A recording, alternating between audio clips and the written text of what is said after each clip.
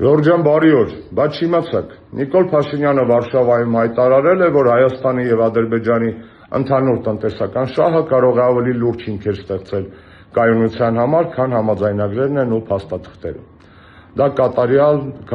տգետ հայտարարություն է մի մարդու, ով չգիտի պատմություն, քաղաքագիտություն կամ դիտավորյալ մեզ մոլորեցնում է եւ այդ դեպքում նա ոչ թե տգետ է, այլ ամբարո, հերթական անգամ։ Ինչու՞։ Պատմությունից, քաղաքագիտությունից հայտնի են բազմաթիվ դեպքեր, երբ որ ընդհանուր տնտեսական շահը չի ամրապնդում կայունությունն ու խաղաղությունը։ Առաջին խումբ օրինակներ։ Եվրոպական միության տարբեր երկրներում կան ռեգիոններ, որոնք շատ շահկապված են մայր երկրների տնտեսության հետ, սակայն եւ օրինակ Կատալոնիայում եւ Շոտլանդիայում դա չի կանխում անջատողական շարժումները եւ անջատողականության եւ անկախության ձեռքբերման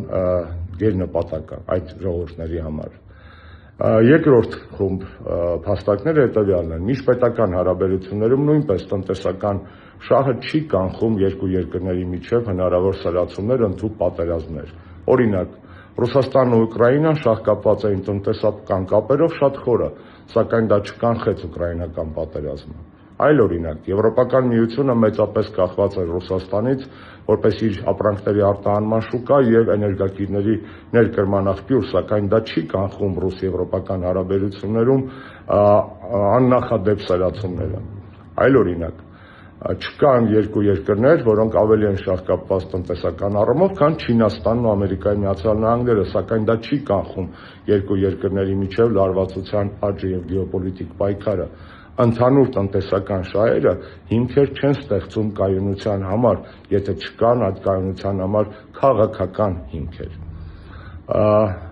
Վերջիվերջո Սովետական միությունը փլուզվեց 15 պետությունների, որոնք մինչ այդ շահկապված էին իրար հետ տնտեսական կապերով առավել քան որևէ այլ քաղաքական կամ տնտեսական տարածք։ Եվ վերջին փաստարկը։ Եթե երկու պետությունները սկսում են տնտեսական հիմքով բացառապես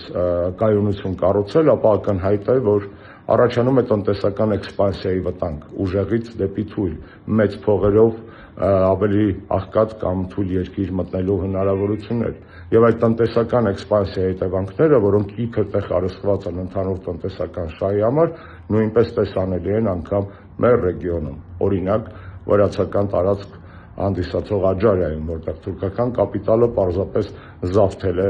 կամ զավթում է աջարական էկոնոմիկան։ Եվ այսպես Նիկոլ Փաշինյանի հերթական լոլոները եւ կեղծ հիմնավորումները հիմք չեն տալիս մեզ մտածելու, որ նա կարող է բերել կայուն խաղաղություն։ Խաղաղությունը կարևոր է, բայց խաղաղությունը հետևանք է անվտանգության։ Մեզ անվտանգություն է պետք, որից կբխի նաեւ խաղաղությունը։ Իսկ անվտանգությունը շատ ավելի բարդ հասկացություն է, քան պարզապես 10 միասին աշխատած 10 մանաթը բենզինի վաճառքի վրա օրինակ կիսելու հմտությունները։ Այսքանը կապի մեջ։